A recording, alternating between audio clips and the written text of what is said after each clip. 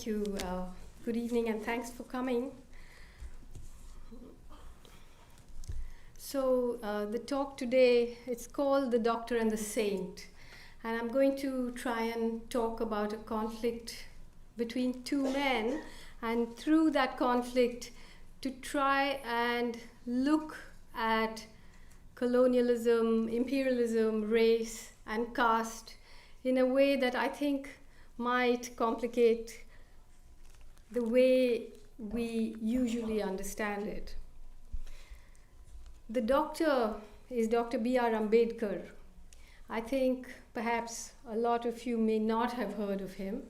In India, certainly, he is a very, very beloved figure, particularly amongst the Dalits, the people who are formerly known as untouchables. Of course, untouchables not in the Hollywood sense, but in the opposite sense, people right at the bottom of the caste ladder. And the saint, it's a word that I use ironically in the title, and the saint is a person, I think, who is beloved to many of you, Mahatma Gandhi.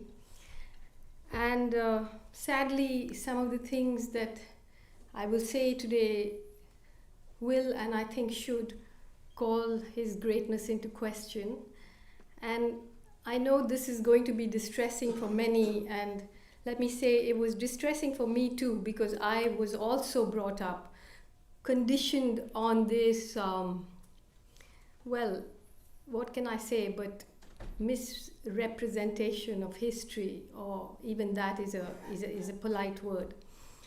The conflict between them, of course, began a long time ago, but it really came head to head in the 1930s, at the time when India was still a British colony. But Ambedkar was really Gandhi's nemesis. He challenged him intellectually, he challenged him politically, but he also challenged him morally.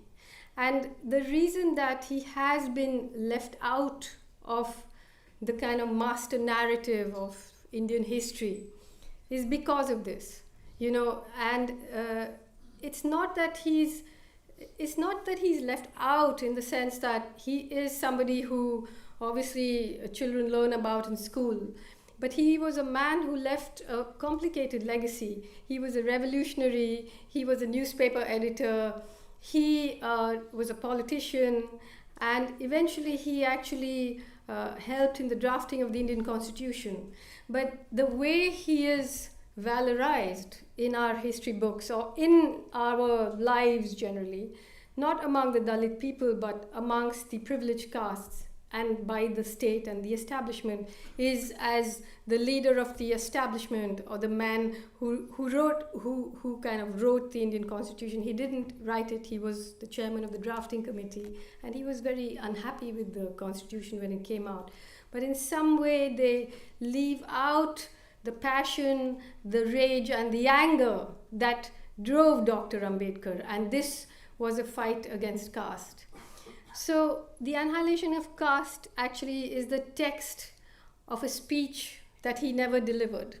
It was written in 1936, and he was invited by a sort of Hindu reformist privileged caste organization called the Jat Pat Todak Mandal, which means an organization for the destruction of caste, or for the breakup of caste, let's say. And he gave in this text in advance because he asked him to. And when they read it and they realized that he was going to use their platform to denounce the sacred texts of Hinduism and to call upon untouchables, as they were called in those days, to renounce Hinduism and embrace any other religion that does not discriminate against human beings in this way, they cancelled, the invitation to him was cancelled. So then he published The Annihilation of Caste as a text.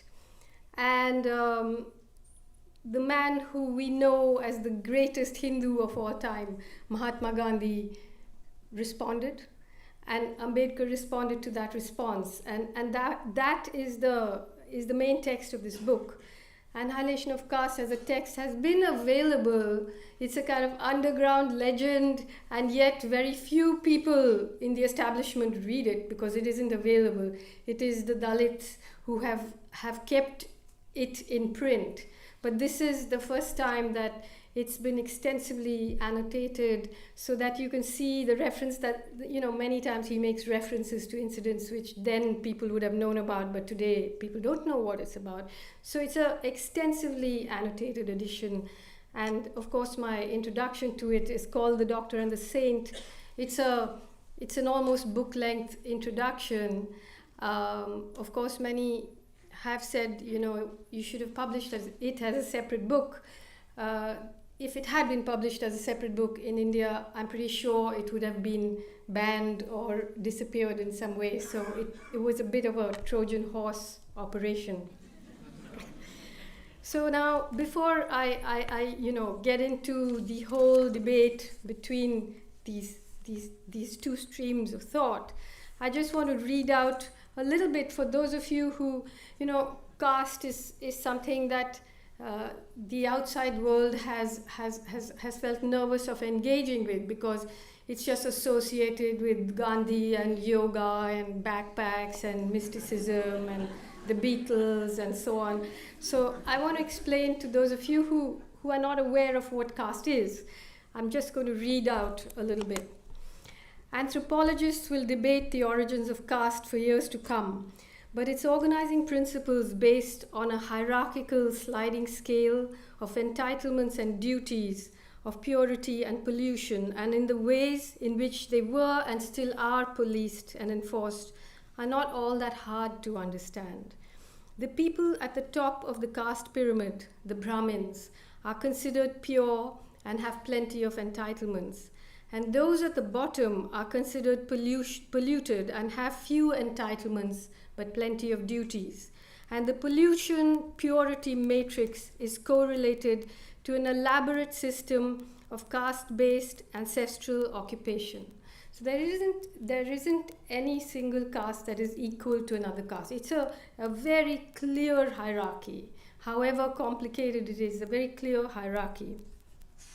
What we call the caste system today is known in Hinduism's founding texts as Varnashram Dharma, or Chaturvarna, the system of 4 varnas, approximately 4,000 endogamous castes and subcastes, which are called jatis, in Hindu society, each with its own specified hereditary occupation, are divided into 4 varnas. The Brahmins, who are the priests, who are about 6% of the population, the Kshatriyas, the warriors, the Vaishyas, the Baniyas as they are called, who are the traders, who are less than 3%, and this is the caste to which Gandhi belonged, and the Shudras, who are the servants. And outside of these varnas are the Ati Shudras, the subhumans, arranged in hierarchies of their own, the untouchables, the unseeables, the unapproachables, whose presence, whose touch, whose very shadow is considered polluting by privileged caste Hindus. Today, just amongst these untouchable castes, there could be like 100 or more than 100 subcastes, and even they are arranged in a hierarchy. And today, about 100 million people, which is 1/3 of the population of the United States, counts as untouchable. Each region of India has lovingly perfected its own unique version of caste-based cruelty, based on an unwritten code that's much worse. Much worse, I say, not because I want to compare horrors, but the only reason I'm saying worse than racism is because it's sanctioned in the scriptures. It is said to have religious sanction, which is such an immutable thing in some ways. Other than being forced to live in segregated settlements, untouchables were not allowed to use the public roads that privileged castes used. They were not allowed to drink from common wells. They were not allowed into Hindu temples. They were not allowed into privileged caste schools. They were not permitted to cover their upper bodies. They were only allowed to wear certain kinds of clothes and certain kind of jewelry. Some castes, like the Mahars, the caste to which Baba Sahib Ambedkar belonged, had to tie brooms to their waist that would sweep away their polluting footprints, and others had to hang spittoons around their necks to collect polluted saliva. Men of the privileged caste had undisputed rights over the bodies of untouchable women. Love is polluting, but rape is pure. In many parts of India, all this continues to this day. What remains to be said about an imagination, human or divine, that has thought up an arrangement such as this? Ambedkar called Hinduism a chamber of horrors. For the untouchables, he said, it's a chamber of horrors. And here I quote him. He says, there cannot be a more degrading system of social organization than the caste system. It is a system that deadens, paralyzes, and cripples people from helpful activity. The most famous Indian in the world, Mohandas Karamchand Gandhi, disagreed. He believed that caste represented the genius of Indian society. In 1921, in his Gujarati journal Navajivan, he wrote, and I quote, I believe that if Hindu society has been able to stand, it is because it is founded on the caste system. To destroy caste and adopt the Western European social system means Hindus must give up the principle of hereditary occupation, which is the soul of caste. So by this he means that the caste whose divinely ordained operation is to clean other people's shit should continue to do that. The Brahmin should remain the Brahmin, and so on. Hereditary principle is an eternal principle. I continue to quote Gandhi. To change it is to create disorder. I have no use for a Brahmin if I cannot call him a Brahmin for my life. It will be chaos if every day a Brahmin is changed into a Shudra, and a Shudra is changed into a Brahmin. Now, of course, the contention is that Gandhi changed his mind later on. He didn't really. Right to the end of his days, he believed in Varnashram Dharma. He said, okay, maybe the many castes should be fused into the 4 Varnas. Now, why is it that people in the world, I guess most people in the world know about Gandhi through Richard Attenborough's film, which was really a terrible distortion of history, in which Ambedkar didn't even have a walk-on part, And the reason that people associate Gandhi as a person who was a warrior against caste was because, like many Hindu reformers, and I'll come to this in a while, he campaigned against untouchability, which was the performative end of caste, but actually caste is about entitlement. Caste is about your access to resources. Caste is about your right to study. Caste is about your access to water and land. These things Gandhi never questioned. But in order to maintain the status quo, he began to campaign against untouchability as being wrong. And I'll get into this in a while. So other contemporary abominations like apartheid, racism, sexism, economic imperialism, and religious fundamentalism have been politically and intellectually challenged at international forums. Of course, they have not been defeated. And of course, racism and apartheid and all these things continue to exist in newer and slyer ways. But how is it that the practice of caste in India, this most brutal mode of hierarchical social organization that human society has known, has managed to escape scrutiny?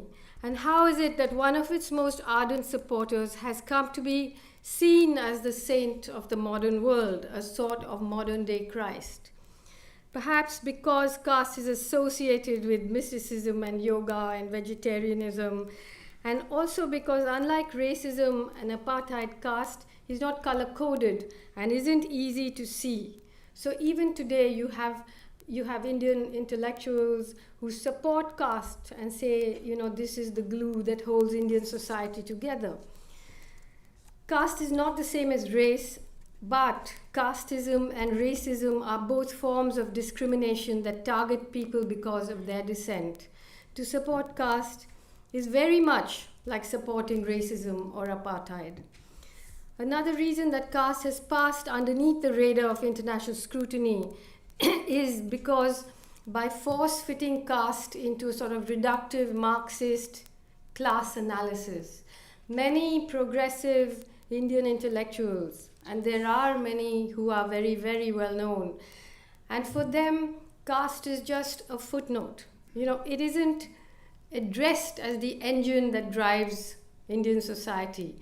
It doesn't, they have not managed to develop the tools to explain caste.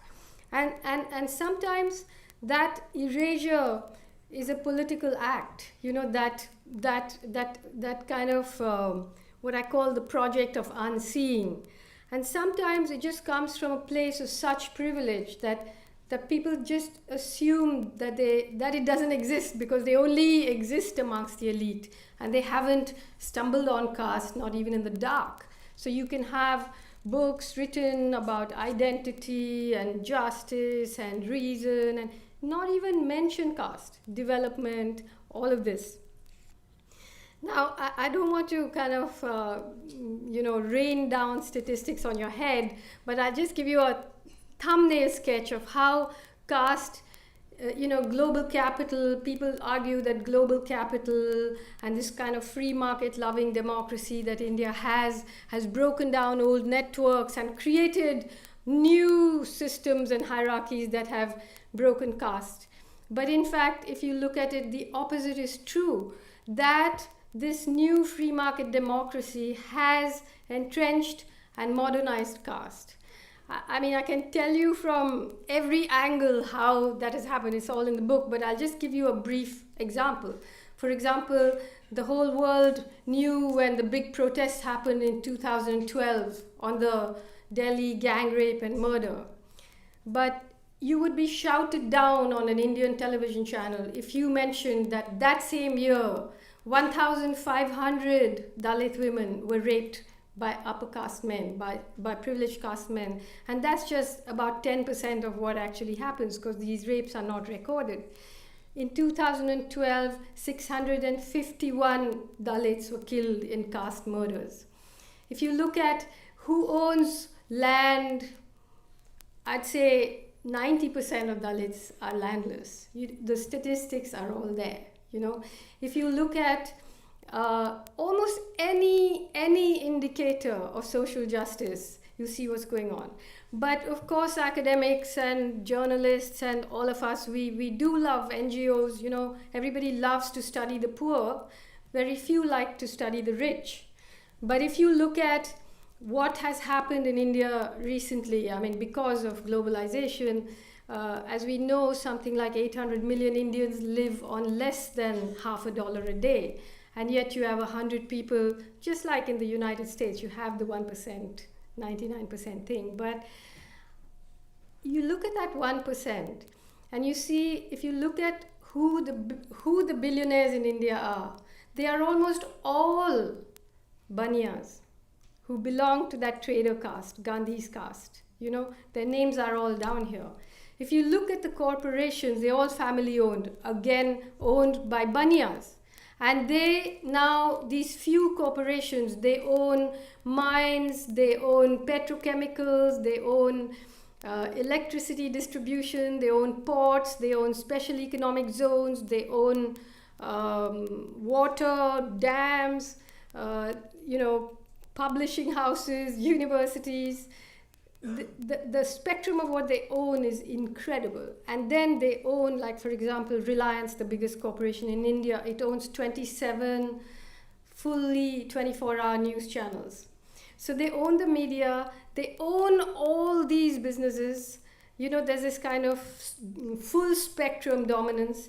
Baniyas are also the small shopkeepers. They're also the rural money lenders. And most of rural India is in the clutches of incredible debt. So the small percentage of the population controls the economy. Then if you look at which are the predominant castes in the judiciary, who are the editors, who are the big journalists, it's again Baniyas and Brahmins. So you have you have the situation where caste and capitalism have merged into this kind of deadly alloy, And even as, parties that represent the lower castes rise, the real power has shifted into the hands of the corporations, which are controlled by these people. So this is the reason why, speaking of this old conflict is so important. So as I said, in 1936 was the year when Ambedkar published The Annihilation of Caste. It was I think in 1935 that he first called on the untouchable population, which was about 44 million people at that time, to give up Hinduism and to embrace any other religion. And this, at that moment, came as a terribly dangerous sign to what were the Hindu reformers. And I'll explain why. Until the turn of the century, there wasn't such an idea as Hindu. People who today are called Hindus or who call themselves Hindus never did call themselves Hindus. They only referred to themselves as their caste. They would say, I'm a Brahmin, I'm a Jadhav, I'm a Gujjar. Everybody just identified themselves according to their caste name.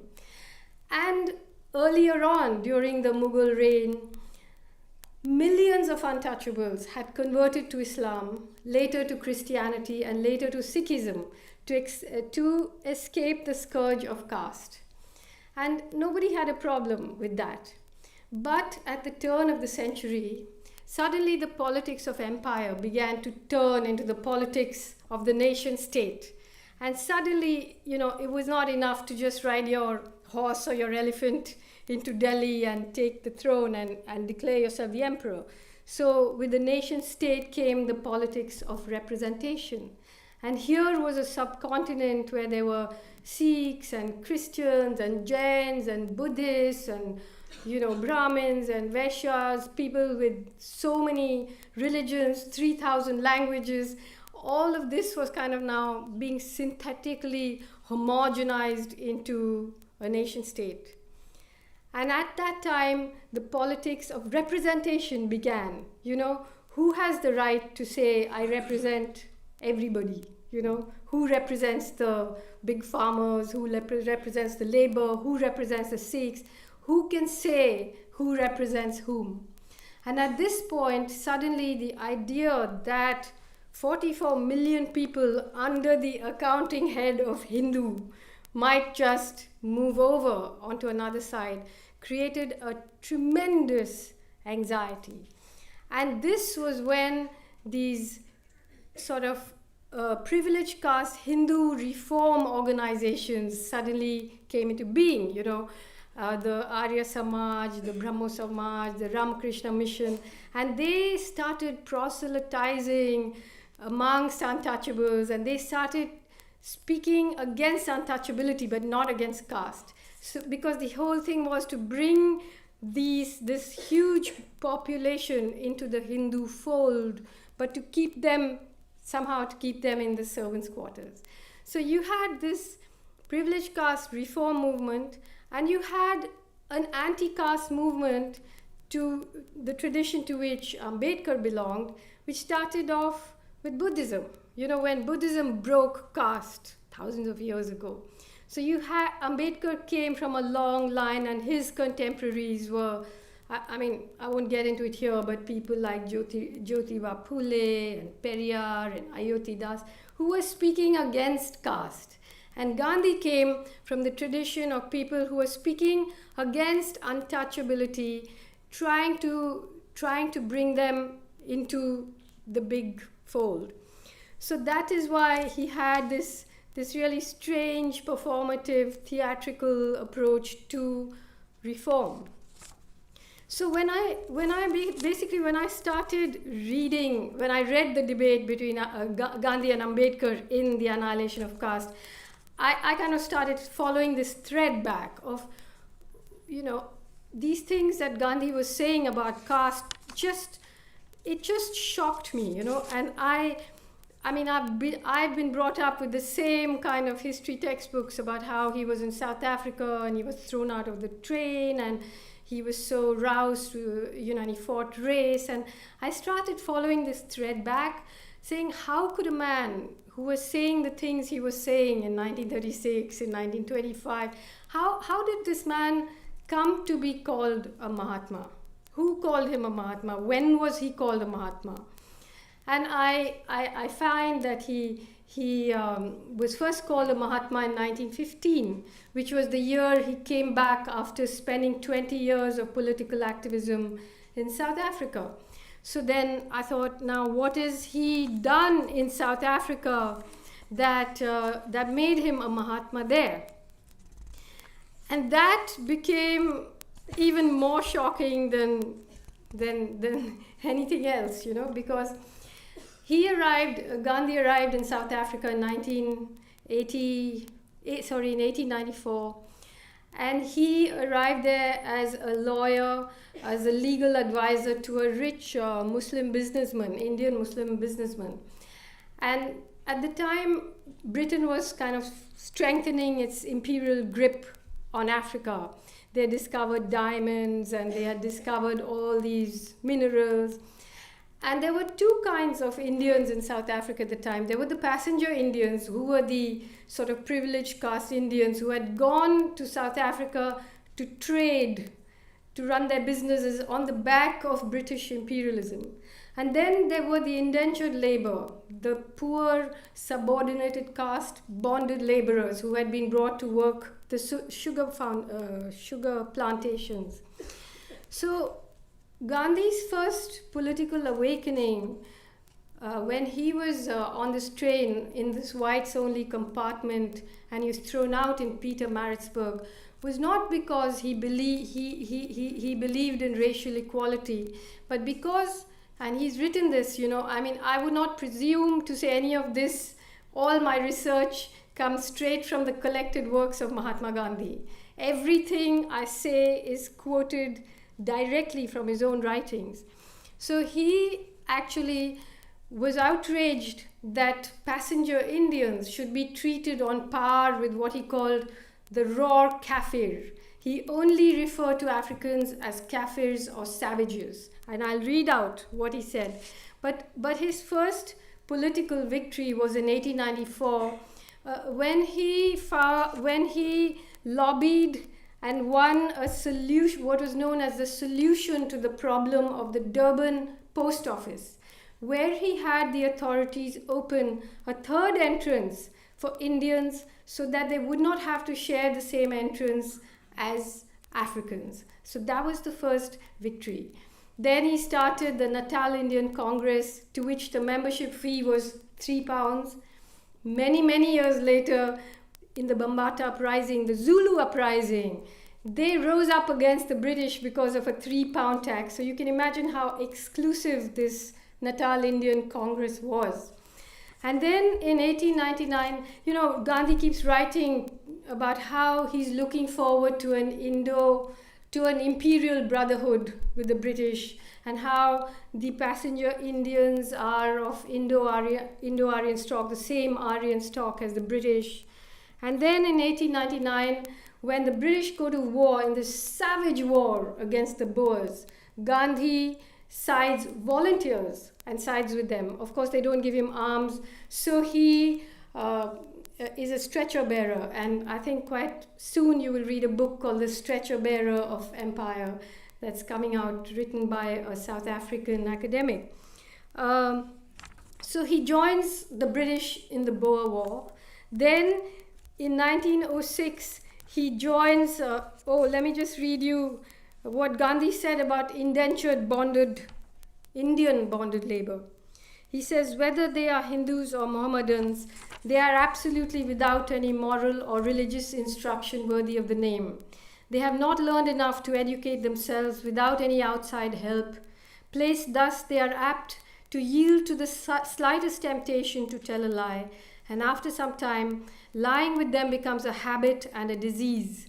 They would lie without any reason, without any prospect of bettering themselves materially. Indeed, without knowing what they are doing, they reach a stage in life when their moral faculties have completely collapsed. Now, this theme repeats itself I've quoted Gandhi from 1894 to 1946, right to the end of his life. So the business of his changing, the business of, oh, he was a man of his times, is addressed in this work, because you can either be a man of your times or you can be a Mahatma. You really can't be both. And anyway, then in 1906, the Zulu chief Bambata Kamachinza led his people in an uprising against the British. And Gandhi volunteers his services. He asks to be armed with weapons, but the British turn him down. And eventually, it was a massacre. The chief, Bambata, was beheaded. Thousands of Zulus were killed. Even Churchill, the master of war, was shocked and wrote these letters saying, how can we be so brutal? But Gandhi continued to press his friendship on the British.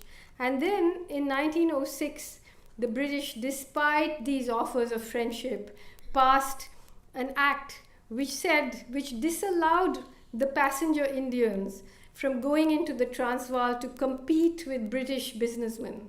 So that was the time when Gandhi started developing the methods of satyagraha. Now the thing is that I don't think we should just look at all of this as saying, oh, are you trying to say that satyagraha is a bad thing? No, I'm not trying to say that, but I'm just trying to tell you the context in which this kind of politics arose. So, he had by then been given a huge farm by a German friend of his called Kallenbach. It was like a 1,000-acre fruit farm on which he started this ashram, and he started experimenting with the rituals of poverty and pure. It was very much based in caste, purity and pollution. He kept talking about how a satyagrahi has to be pure, he has to be vegetarian, he mustn't have sex, and all this kind of stuff started there. And he was thrown into prison, and this time the man who couldn't bear to enter a post office door, share a post office entrance with an African, had to now share a prison cell. And there's a series of letters he writes about this. He begins a campaign saying that Indians and Africans must have separate cells, separate food, separate bathrooms. And here just one of these many letters. We were all prepared for hardships, but not quite for this experience. We could understand not being classed with the whites, but to be placed on the same level with the natives seemed to be too much to put up with. I then felt that Indians had not launched our passive resistance too soon. Here was further proof that the obnoxious law was meant to emasculate Indians. Apart from whether or not this implies degradation, I must say it's rather dangerous. Kafirs, as a rule, are uncivilized. The convicts even more so. They are troublesome and very dirty and live almost like animals. So this kind of thing goes on, and then these rituals of poverty start to be developed in the Tolstoy farm.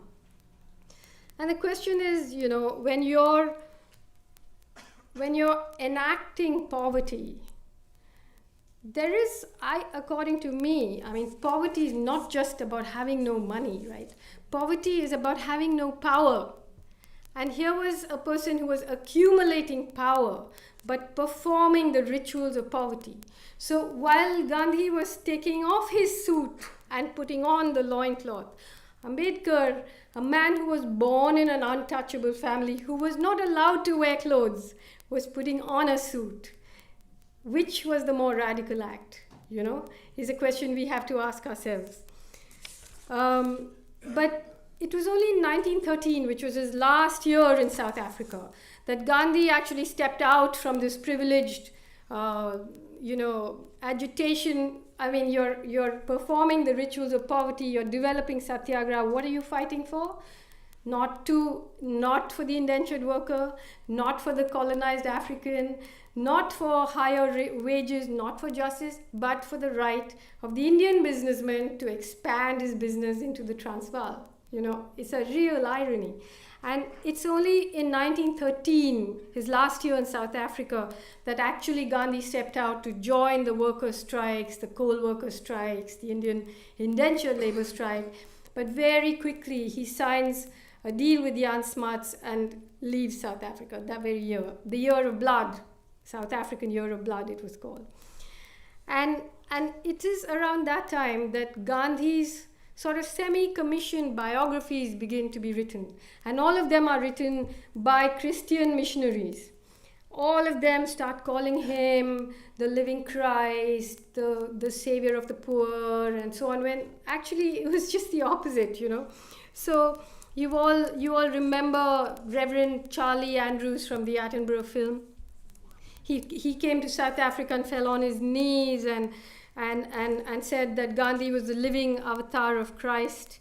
In 1921, the Unitarian minister John Haynes Holmes of the Community Church in New York, in a sermon called "Who is the Greatest Man in the World?", introduced Gandhi to his congregation as the suffering Christ of the 20th century. And much later, in 1958, Martin Luther King Jr. said Christ furnished the spirit and motivation while Gandhi furnished the method. And they actually presented Gandhi with a constituency of African Americans, a great irony because he had great contempt for Africans. And Martin Luther King actually, in a sense, was more Gandhian than Gandhi. I mean, he led a sanitation workers' strike, but Gandhi said for sweepers to go on strike was a sin, So and anyway, he leaves South Africa in 1913, goes to England, where he is given the highest civilian award of Imperial Britain, the Kaiser-e-Hind. And then he arrives in India. Somewhere on the high seas, the wind bestows him the title of the Mahatma, who fought racism and who fought for justice and who fought for equality. And he arrives on the shores of India as a Mahatma. And who greets him? The biggest industrialists in India, the Birlas, the biggest mill owners. They greet him, they take him from city to city, they embrace him, they fund his ashram, and there was born the first, perhaps the greatest, perhaps never to be repeated, the greatest corporate-funded NGO the world has known. That was where it began. And Gandhi, at that time when he arrives, the mill owners have made money during the war, but the mill workers are on strike. There are these lightning strikes happening, and the mill owners call Gandhi in to negotiate with the workers. And he starts not a union, it's an association. And the first condition is that they will not represent themselves. He will represent them. Gandhi will represent them.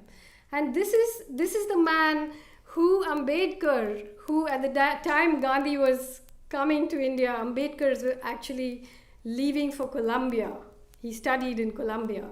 He got a scholarship to study in Columbia, and this is the man that he presumed to argue with. So Ambedkar, of course, did not have to go all the way to South Africa to experience injustice. As I said, he was born in a Mahar family, and because of British legislation, an untouchable boy was allowed to attend a touchable school.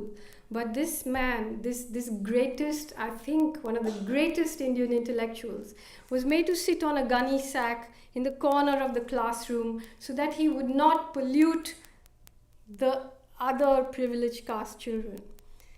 Then his family moves to Bombay and he gets a scholarship, finally graduates. He gets a scholarship by the Maharaja of Baroda to come to Columbia, where he studies and writes this brilliant paper about caste. He's 25 years old, and then comes back to India, to Baroda. Around the same time, Gandhi's star is rising, and Ambedkar, to work off his scholarship, has to go to Baroda to work. And the boy who studies in Columbia, who sits at table with everyone else, who studies in the library, who eats at the dining table, now goes to office and the clerks are throwing files at him. They're rolling up the carpet so his feet won't pollute the carpet in the office. he cannot find a place to live. He cannot, neither Hindus, nor Muslims, nor Christians, nor Parsis will allow an untouchable into their house. So eventually, he moves back to Bombay. And at this time is when this whole business of bringing the untouchables into the Hindu fold is at its peak. And Ambedkar sees right through this charade. You know, he sees that it's all a way of manipulating the privileged caste, manipulating to control and represent this huge constituency. So he begins to first he starts newspapers. He was the editor of several newspapers. And most important, he starts thinking, he has studied law, he's an economist, he's a philosopher, and he starts developing legally and politically a way of trying to lobby for the untouchable people to represent themselves. You see, because if you look at the way populations are scattered, they're always on the edges of villages and so on, so they can never form a political constituency. They're always the minority. So he's developing a way, trying to think of a way of how they could become a political constituency. And this is what Gandhi and the other privileged caste reformers just don't want. And this is what Gandhi stakes his life on to destroy. And it is this battle of political representation that is at the core of the conflict between Gandhi and Ambedkar. So, you know, as I don't have time to get into everything, but you all have heard of the salt satyagraha. Of course, it was a fantastic, imaginative political campaign by Gandhi in 1930 when he called upon the people of India to march to the sea and make salt to break the British salt tax. That was in 1930. In 1927, Ambedkar led a satyagraha which not just you but most Indians have never heard of. It was called the Mahad Satyagraha, when tens of thousands of Dalits gathered in the small village, town of Mahad in what is now Maharashtra. And they marched through the town to insist that Dalits should be allowed to drink water from a public tank, which they were disallowed from, but which some British legislation had actually made legal, but people were too scared to actually test it out. So they did the Mahad Satyagraha in 1927. There were two, one and then another, but I'm just going to collate them. So they marched through the town, they drank water. The Brahmins purified the tank by pouring cow dung into it, you know. And what did Gandhi do? Gandhi did not support the Mahad Satyagraha. That same year, speaking in Lahore at a meeting, he said, you know, untouchables should try to get their way by sweet persuasion, because when they do satyagraha, it actually amounts to duragraha, which he defined as a devilish force, you know. So between salt and water, there was a toxic universe of politics in India.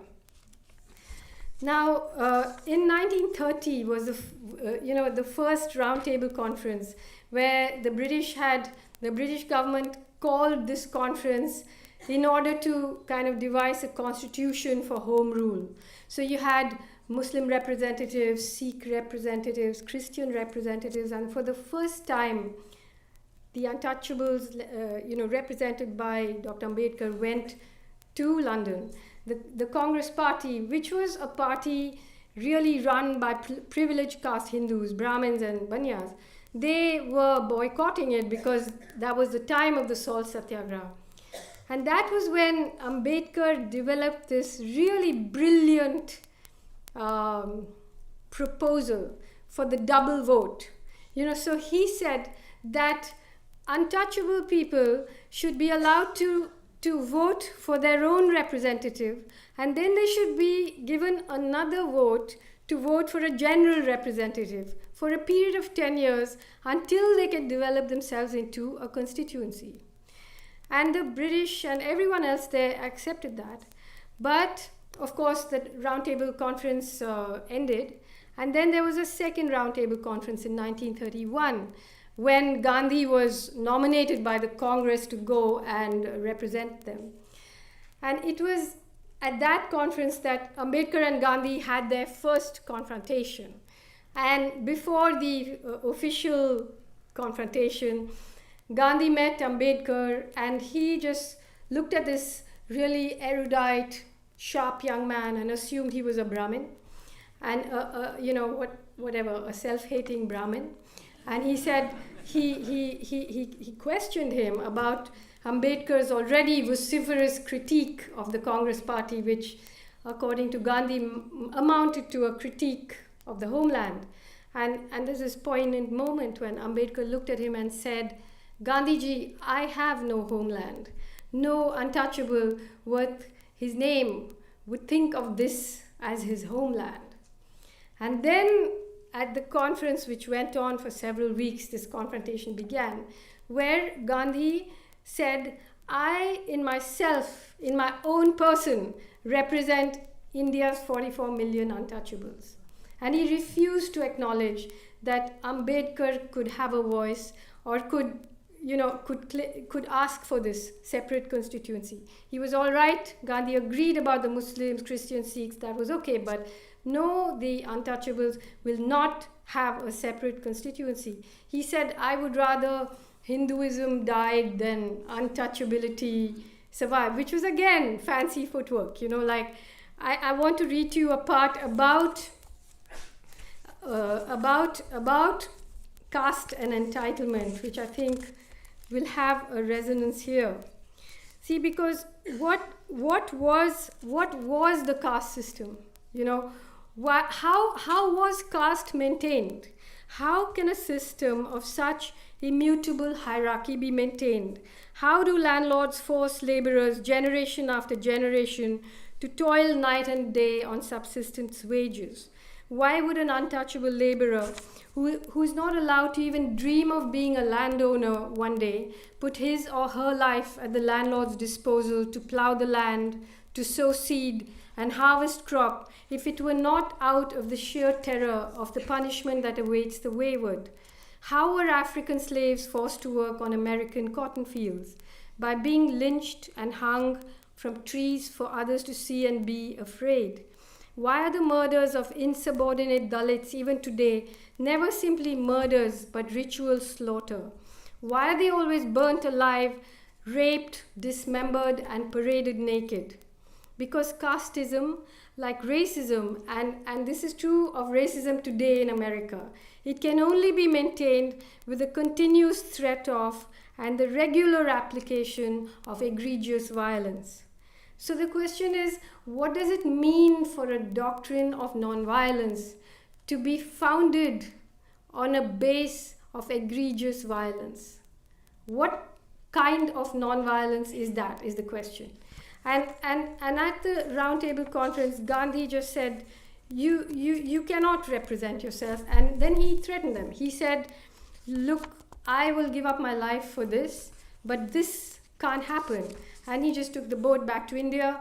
On the way, he stopped by, dropped in on Mussolini, went back and wrote about what a nice man he was. No, I'm serious. He did. And then, so here, sorry to go back a bit in time, but so you have this hardening of this idea of the Hindu. As I said earlier, there wasn't any such thing as a Hindu. There were just these various castes and subcastes. And suddenly, when people started calling themselves Hindu, it wasn't actually referring to their religion. It was the creation of a political constituency. So they're always talking about the Hindu nation or the Hindu race. And around 1925 came the RSS, the Rashtriya Swayamsevak Sangh, which later on became overtly fascist, which said that and today says that the Muslims of India are like the Jews of Germany. Hitler is in their pantheon. Our Prime Minister today is a member of the RSS, as so are all his ministers. So that school of Hindu fascism had already arrived. And Ambedkar, he just considered them outside the pale. So his argument was directed at the Hindu liberal, people like Gandhi. And he said that it's not possible to believe in the Shastras and call yourself a moderate at the same time. It's a contradiction in terms. So these are the two men now confronting each other. And Gandhi returns to India. And the British announced the Communal Award, which is known as the Communal Award, where they do allow the untouchables a separate electorate for 20 years so that they can develop into what Ambedkar wanted. And Gandhi's response was to go on an indefinite hunger strike. You know, he never went on any hunger strike on any issue about untouchability except this one, to destroy the possibility of untouchable folks representing themselves. And when he announced this indefinite hunger strike from prison, there was obviously the country went into a spin, and all the great leaders descended on Ambedkar, and including many other untouchable leaders who grew very frightened, because if Gandhi died on that hunger strike, you know, the untouchable community was going to be lynched. So there was an incredible amount of pressure, and it was really a terrible moment for Ambedkar, and he had to back down. In the face of that pressure, he had to back down, and he signed he agreed to sign what is known as the Pune Pact.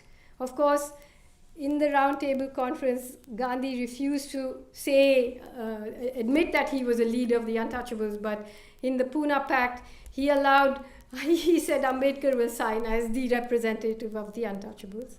And Gandhi himself didn't sign it, but various industrialists and Hindu right-wing people signed it. And in the Pune Pact, what happened was, instead of having a separate constituency, they said that they would have reserved seats for untouchables, but that meant that those who stood for elections would be approved by the privileged caste. So they had to be well-behaved people, you know, the house niggers, as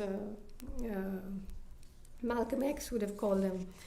So this was the situation in 1932, and Ambedkar and as soon as the Pune Pact was signed, if you look at the Attenborough film, you see, you know, the world rejoiced as if caste had been broken, when in fact what had happened was that the possibility of untouchables in India developing into a constituency had been broken. And Gandhi then embarked on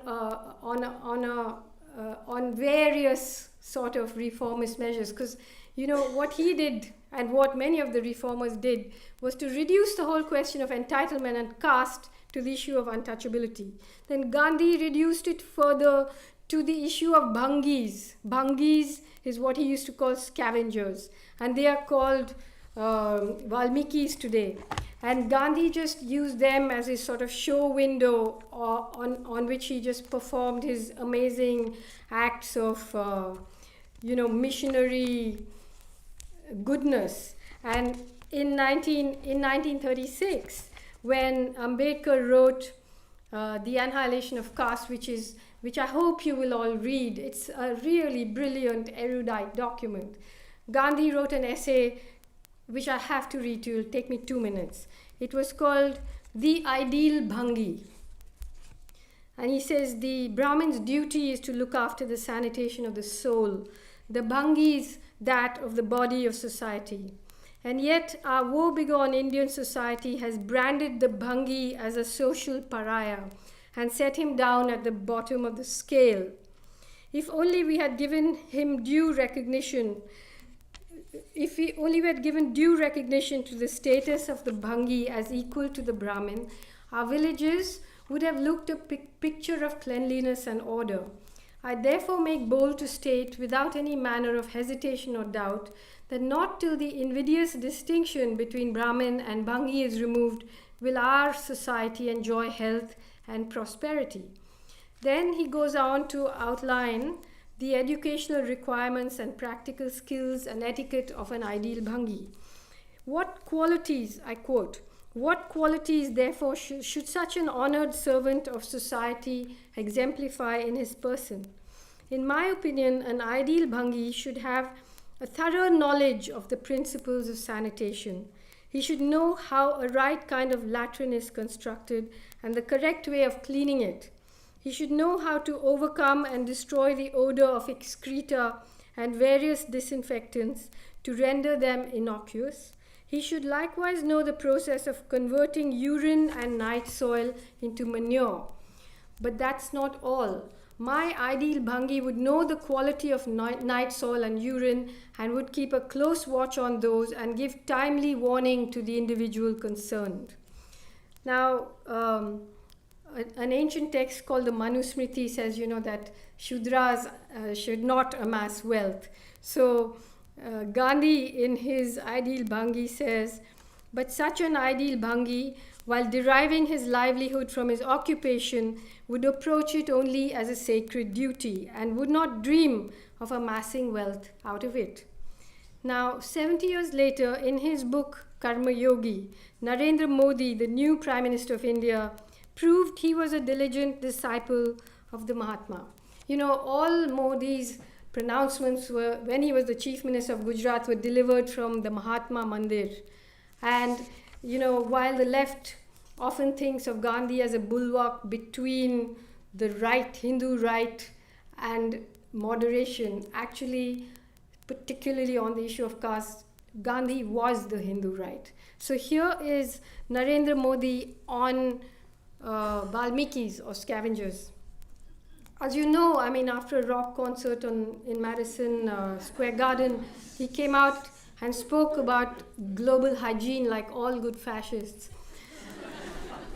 I do not believe, this is Narendra Modi, I do not believe that the Valmikis have been doing this job just to sustain their livelihood. Had this been so, they would not have continued with this kind of job generation after generation. At some point of time, somebody must have got the enlightenment that it is the Valmiki's duty to work for the happiness of the entire society and the gods, and that they have to do this job bestowed upon them by the gods, and this job should continue as internal spiritual activity for centuries. On the October 2nd was Gandhi Jayanti, and it has never been celebrated with so much fervor as when Narendra Modi came to power.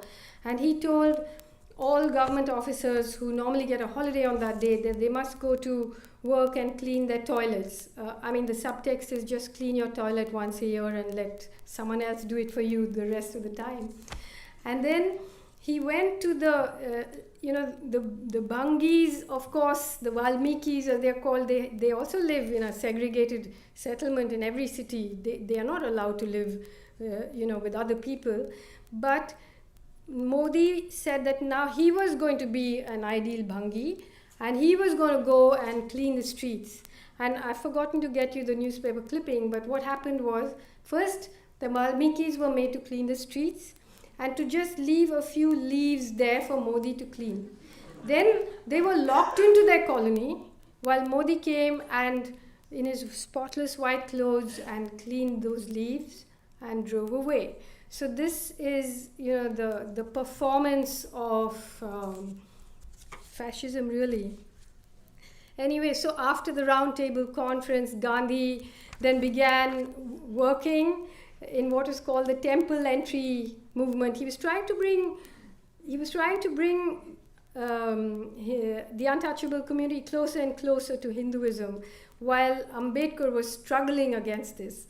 And it was really tragic after that, because by the time the 40s approached, the whole emphasis changed to the conflict between Hindus and Muslims, and that became the battleground. And the Congress party managed to use untouchables who were impressed by Gandhi's missionary activities, which, having faced so much cruelty, was seductive in some ways. And they began to be used as the outlying army in the battle of partition, where, as you all know, more than 1 million people, Hindus and Muslims, massacred each other. And Pakistan, the land of the pure, the first Islamic republic, was born. But even in the middle of all that chaos and all that violence and all that bloodshed, the Pakistani government managed to declare that Valmikis who lived in Pakistan were essential commodities, and who else was going to clean the shit in the land of the pure? Because in the subcontinent, Muslims, Christians, and Sikhs all practice untouchability. And in what happened as partition came, as it became clear the British were leaving, Gandhi sort of began to withdraw from the business of the state. And he said that, look, quite rightly, he said that the state is the embodiment of all violence. And I believe in the rule of the people, and so on. Now, Ambedkar grew terrified of this. For him, the rule of the people was going to be the rule of the Hindu privileged caste. So he was desperate to try and get whatever safeguards he could in place, which is why he lobbied, and it's a complicated story of how he came to be on the drafting committee of the Constitution, where he did manage to put in some safeguards, though he became very, very unhappy about what form the Constitution finally took. And he said, that I believe that every generation should have a new constitution. But then he became India's first law minister, because he was really the only person who was equipped to. He had been working on these issues for so long.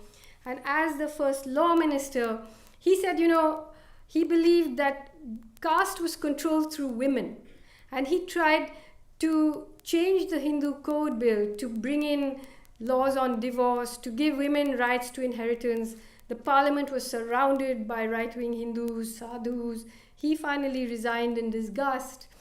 But today, when you see the statues of Ambedkar, they hold up the Constitution, which is a document that he himself was pretty unhappy with, not the Annihilation of Caste, which was Ambedkar the revolutionary. So Ambedkar actually was quite nimble in his movement over the lines, to try to get what he could. And yet, sometimes he's frozen as the writer of the Constitution, and people get stuck in constitutionalism, and therefore the issue of caste has just become a maze of difficulties. I have not spoken at all about Ambedkar's relationship with the left, with the communist movement, which ended in a terrible tragedy, because he believed that Brahmanism, which was really the anti-caste movement for Hinduism, Brahmanism and capitalism were the real enemies of the people.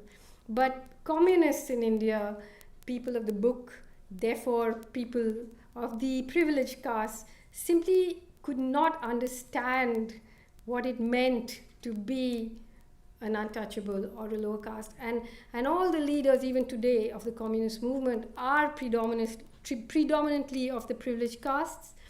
And there was a huge falling out between union leaders and Ambedkar.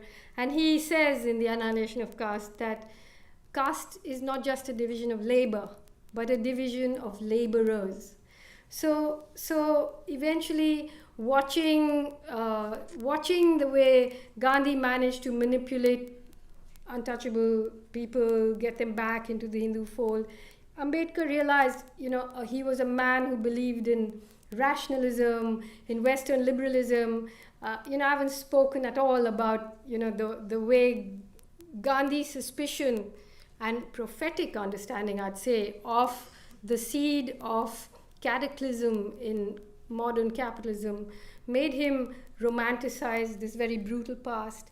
And Ambedkar's horror of the brutal past made him embrace Western liberalism for a while, which was catastrophic. But later, towards the end of his life, just a few months before he died, he embraced Buddhism. But even there, it was his own kind of Buddhism, which he developed, his own understanding of it. But he wrote a famous text called The Buddha and His Dhamma, but he didn't have the money to publish it. Nobody in the government would help him publish it. So he died a very tragic figure. He wore suits, yes, but he died in debt. whereas Gandhi wore a loincloth, but he died in the house of a big industrialist. So where does that leave us, the rest of us in India?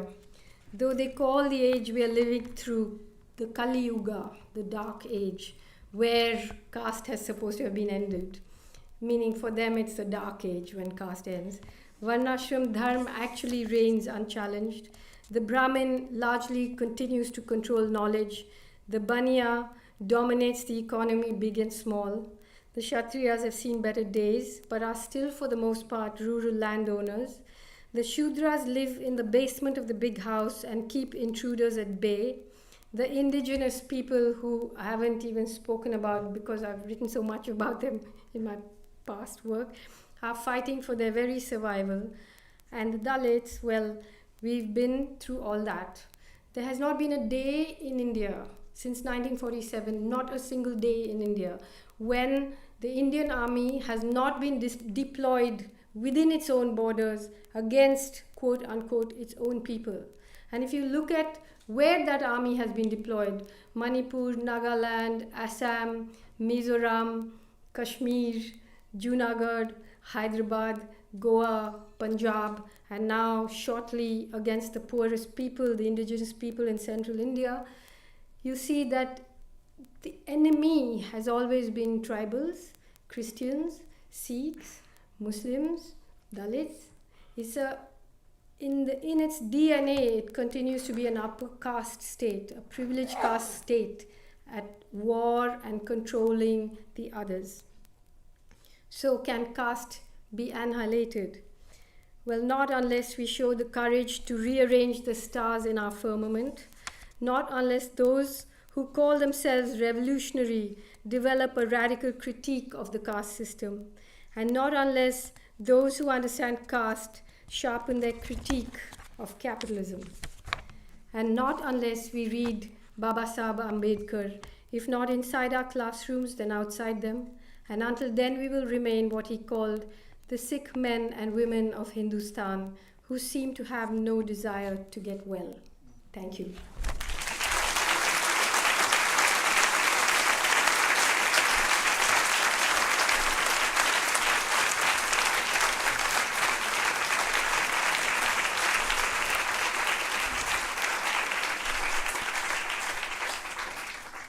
There's around 87 great questions here. And in the interest of allowing time for signing and some personal interaction, we're not going to nearly get to all of them. But I'm gonna leave these here for you to start. I'm gonna go back and get a little thing that I'm gonna read out in a moment for announcement in the audience. But Arundhati can dive right in. Okay, this is good. How is caste articulated in Bollywood films, whether in contemporary or period films? You know, there are a few films, very, very few films, you can count them on your fingertips, that have dealt with caste. I mean, one very good film is a film called Fandri, which I don't think it's a Bollywood film, but it's a new film, and it deals with caste in a beautiful way. But for the most part, it's just ignored. It's just as if it doesn't exist. Bollywood films are interesting, you know, where we live in a society of caste, where even today, I live in Delhi, and in Delhi, in the outskirts of Delhi, continuously people are being lynched, killed, beheaded, boys and girls who marry across caste lines. It just happens almost every day. You read it in the papers. Very few people marry outside caste. Most marriages are arranged, and yet Bollywood films are all about love. You know, so it's like this fantasy that everybody likes to go and see in the movies, but it doesn't really play out in real life. So yeah, I mean, it's an absence for the most part. What role do you think NGOs and international development agencies play in solidifying or dismantling caste? You know, this is a very important question. I don't know whether I can, have enough time to answer it. But because I've written quite a lot about NGOs and the role they play, in furthering the imperial economic agenda. And when you look at NGOs, when I say NGOs, I mean also the foundations, the Rockefeller, Ford, Carnegie, and their equivalents, and how they have actually, on the face of it, it's not like everything that they do is bad. But what happens is, if you look at, for instance, even look here in America at what these corporations have done to the memory of Martin Luther King. Martin Luther King was a critic of the free market. He was talking about, he was not only talking about race, he was also talking about economic injustice, which is intrinsically linked to racial injustice. But today, if you look at who are the sponsors of the Martin Luther King Foundation, and you'll find there are lectures in his memory about the free market and so on. So how was the civil rights movement here, the radical end of it, subverted? How was the anti-apartheid movement subverted? How did it happen and unfold in Indonesia? All in all of Latin America, And similarly, what happens is, I won't speak specifically about caste, but let me talk about everything in India right now at the moment. What happens is the NGOs move in, and they start creating these silos, where there's a kind of, where everything becomes an identity, not just caste, feminism, poverty even is an identity, it's not something that's caused. And then all of these silos separate themselves from each other, and they work as a firewall against anything that's questioning in a serious way the economic imperialism. And the failure of the left is that it has allowed them the space to do this by not being able to address these questions, the questions of women, the question of caste, the question of race. The left has not been able to deal with it, so others have moved in and created these safe spaces where some of the grievances are addressed, but the rest are just left. They actually work as a firewall to perpetuate a system that is causing the problem in the first place. So, that's a short answer to a very complex question. I want to give you some more questions. Oh, go I'm going to read out these. Let's publish them as a book. That's me. But just really quickly, some of the folks who are involved in organizing tonight asked that I read this. Various organizations in the United States, most prominently Ambedkar International Mission, AIM, and the Gadar Alliance, are in the early stages of designing a long-term campaign aimed at changing the public profile of how caste is understood in the United States, especially by liberal institutions and think tanks, academic institutions, and policymakers. It's going to be a multi-dimensional campaign that will involve creating targeted media outputs, reports, educational programming, and a series of short campaigns with specific, very tangible goals. If there are folks here tonight who are interested in helping build such a campaign or lend their support in other ways, please see Biju or Vinaya at the back of the hall. And maybe Biju, you could just, and Vinaya, raise your hand, and Vinaya. So see them after if you're interested in that particular project. Okay, I'm going to just take 3 questions. One is there any criticism of the doctor? Yes, in fact, there is in the book, and it has to do with his attitude towards the indigenous people who, within the Annihilation of Caste, his understanding of indigenous people, again, as savages and habitual criminals. And finally, when the Constitution was made, there were 2 categories of indigenous people, like Schedule 6 and Schedule 5. Schedule 6 was the northeastern states, where actually the Constitution stood them in good stead. But in the central Indian tribal areas, the homelands were once again given over to the state. And those people were criminalized overnight by the constitution. This was not just Dr. Ambedkar, but that was how the constitution came. Anyway, there is a detailed criticism.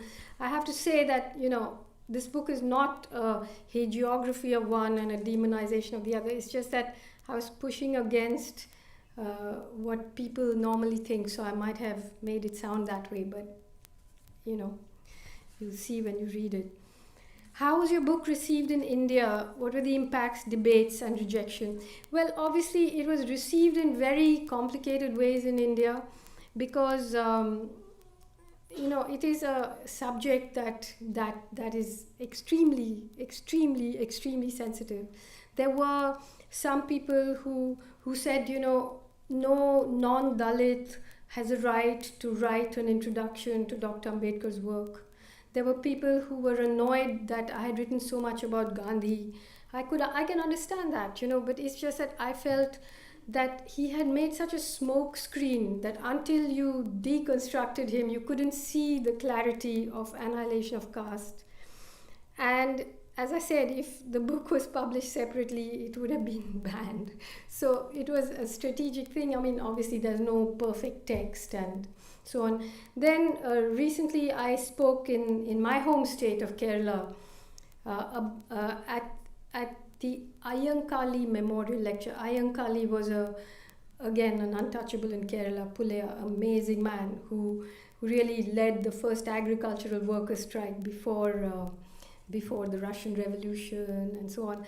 And there, I was really attacked by the Gandhians, and there was a threat of police cases. There were marches against me. The Home Secretary said I must apologize for all the things that I had said about Gandhi. I said, I haven't said anything about Gandhi. I can apologize for quoting him. So there was that. And the last question is, it's been said that sexual repression is the basis of sexual violence. Can you tell us about Gandhi's sexual repression, how he blamed victims of sexual violence for bringing violence on themselves, and discuss how he cut off the hair of young women followers? Can you talk about this? Well, look, this is a whole separate book, Gandhi and Women. It's really again, this whole thing is hidden in plain sight. People say, why did you call it the doctor and the saint? Why didn't you call it the doctor and the hypocrite? I said, Gandhi was not a hypocrite. He put it all down there. He wrote it down, The hypocrisy is in the way he has been edited and passed down to us, by the court historians of our times. But there is a part in this book where I talk about Gandhi when he first was on Tolstoy farm in South Africa, and he writes about how he had these young children living together, and he sent them to have a bath at the well, and he had told them very, very, very sternly about the wickedness that creeps into the minds of young boys and girls, and they must watch out for it. But then he says, the news I had been dreading came to me that some boy had made a joke about a girl, and he couldn't sleep all night wondering what he should do about it. And he called the girls and he said, what is it about you that made these people have these impure thoughts? And what can you do to yourself to prevent them from having these thoughts? And finally, he decided to shave off the hair. And he shaved off the hair. And then, of course, this was in South Africa. By the time he was 70, he was experimenting with his own, his sexuality. Like, how has he conquered sexual desire? And his experiment involved sleeping naked with his 17-year-old grandniece and her friend on either side of him. And, I just think that, first of all, who gets turned on by the grandniece? Second of all, what kind of person is it who thinks that one physical specimen of a woman is as good as the next and the next and the next? It's a really terrifying thing. And his constant his his constant the things he said to women who were raped, and this theme remains. Gandhi liked to say that he was inconsistent, that consistency was the goblin of little minds, and that he grew from truth to truth.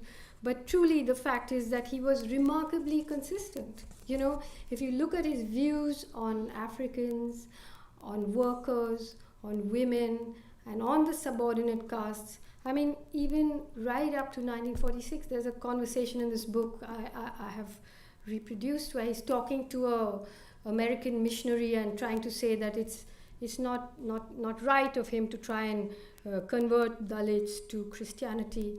And he says, would you preach the gospel to a cow? Some of these untouchables have no more intelligence than a cow. So how has he come to be the saint that we think he is? Who made him that? This is the tragedy of our times, really. How have we allowed this to go on and on and on? And the price is being paid by the victims of the caste system in India. It's just shocking. Thank you.